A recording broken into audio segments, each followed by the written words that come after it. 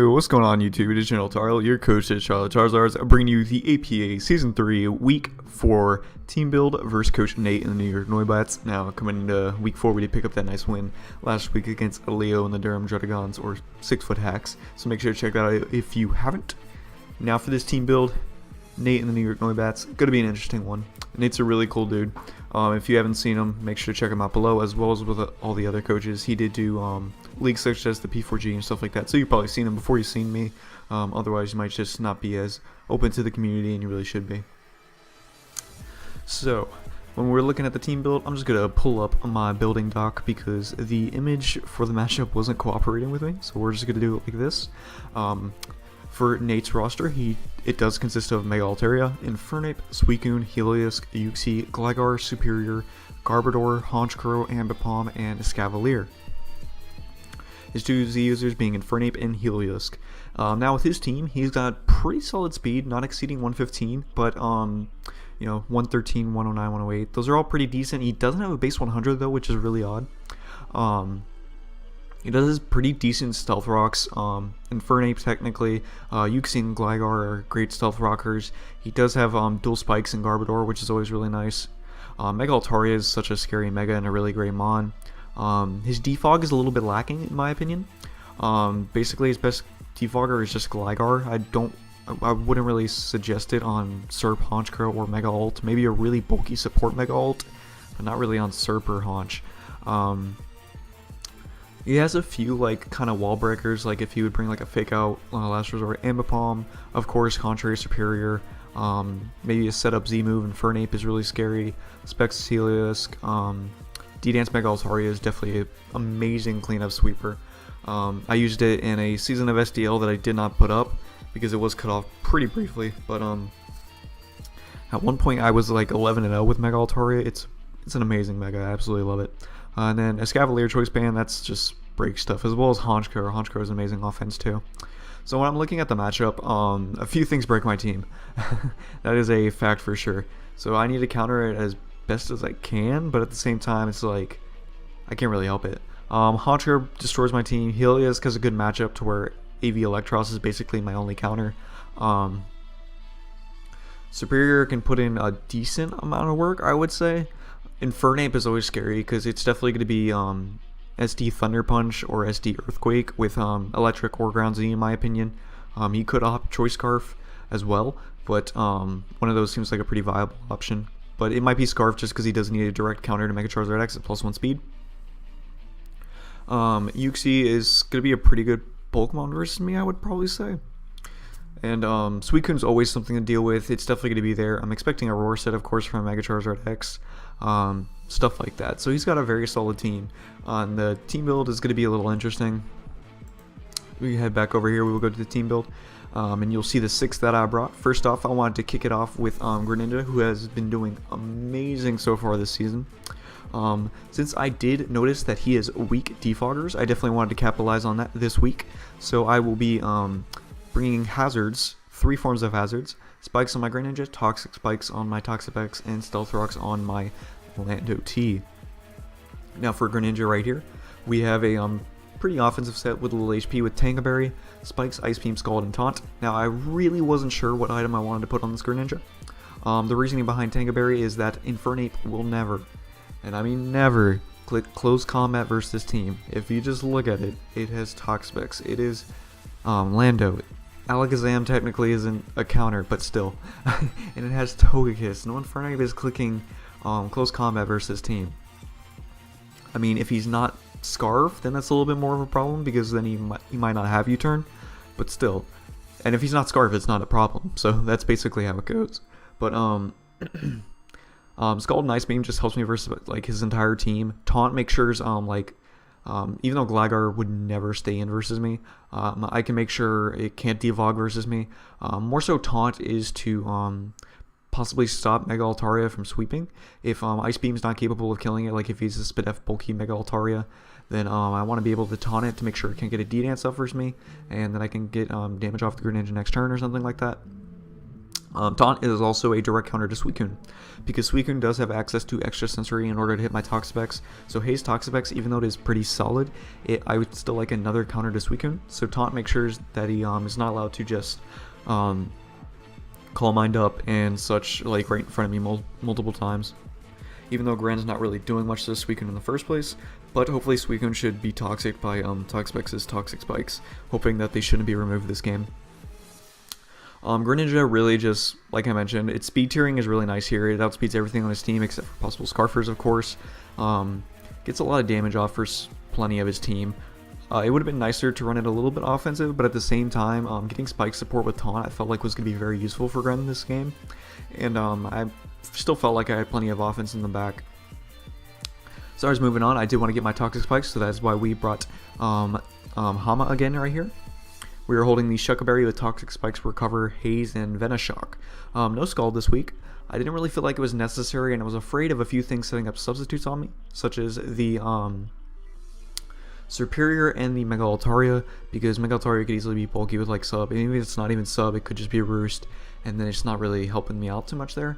Shuckleberry is to make sure that I can take a +1 EQ from Mega Altaria and get off a Haze afterwards. Another reason for Shucka is in case he is Infernape and I do not have Landorus as a switch-in anymore, or the Electros, I can live a +2 Ground Z, as well if it's just a +2 Earthquake in general. Toxapex is mainly here just to make sure no setup is allowed and take hits from those main physical attackers. Fortunately, it doesn't like take on Superior too much, but other than that, it's really here for the T-Spikes and to be a counter to any setup, like I mentioned. If he does not have extra sensory on his Suicune, or it's just not going to be doing like anything at all, Toxapex can 1v1 it if it's already at the bin on a T-Spike, which is very nice. Well, it could have rest, but you know. Toxapex really just does so well at walling his team. That's going to be very helpful between even his physical attackers, such as, let's just go with the Ambipom. Landorus can come in on an Ambipom, and then of course he gets the attack drop on the Fake Out. Landorus will take it decently, and then I can switch into Toxapex, and we can take any hits from it at that point, basically. Even if he was like a Fake Out Last Resort set. Next up, I wanted to bring my Landorus, of course, for the Stealth Rock, so we're bringing back Boomy, the MVP for sure. We have Yachi Berry Intimidate with Stealth Rock, Hidden Power Ice, Earthquake, and U-Turn. This has a very nice investment set in my opinion. The Hidden Power Ice, of course, allows us to hit the Gligar on his team. Gligar, even though we are, for Landorus, even though we are jolly at 52 investment, allows me to, for sure, two-shot most Eviolite Gligars that I could be facing. I would expect more of a defensive than a Spadef, so that's why I just made sure I can two-shot like the standard set on the Calc. Landorus does also get up Stealth Rocks fairly easily versus his team. Yachi Berry allows me to, of course, take a Fake Out into an Ice Punch from Ambipom, and then I get to kill it with Earthquake, which is very nice. Hidden Power Ice is also just in case it's a mix Infernape, I can go ahead and blow that back. If it's Superior, I can get off strong U-turn damage if he really doesn't want to opt to go for the Leaf Storm for some reason. It just takes on his team pretty well with Yachi Berry in my opinion, because he will have a few things that's just like non-stab ice coverage that I can really take advantage of and get a lot of damage off first them, either knocking them out or going for U-turn and getting momentum. Of course, Stealth Rock's finishing off the Hazard Core that I'm trying to bring this week would be very nice for this team. I believe the 68 in HP and then the 12 in Spadef allows me to eat a few Hidden Power Ices from certain things. I don't exactly remember what. I need to do these team builders like right after I do it, because I go in on the calcs and I absolutely forget. So it's that simple. And then of course we just put like the rest in the attack after we had the needed speed and whatnot. So next up, I did want to look a little bit into my offense, because it wasn't really looking like too much at this point. Lando is, of course, solid offense, but I still want to add more on the special attacking side, since Greninja is going to be more of a hazard and setup stopper with Taunt. Even though it does have work with Scald and Ice Beam, I still want to add more to the team, and that's why I'm bringing Alakazam this week with Serial Killer. This is not only a possible sweeper versus his team, but it is a counter sweep as well. Well, not really counter, but you know, counter setup. Because we got that Beetle Magic Guard Focus Sash Alakazam. This ensures that we live any hit as long as we are 100%, because we ignore Stealth Rocks on switch in if he does have those against my side of the field. We do have Charge Beam, Psychic, Signal Beam, and Hempower Fire. This is coverage versus like his entire team. It is very solid versus him. The main counter would be Honchkrow, but Charge Beam 2 shots like any form of Honchkrow, even before special attack boost, which is very, very solid. With the Charge Beam on the possible incoming Honchkrow, I mean, he just has no switch in Alakazam. Like, that's just basically it. Like, I can Charge Beam up freely versus the Uxie if I really wanted to. And then Signal Beam it right afterwards.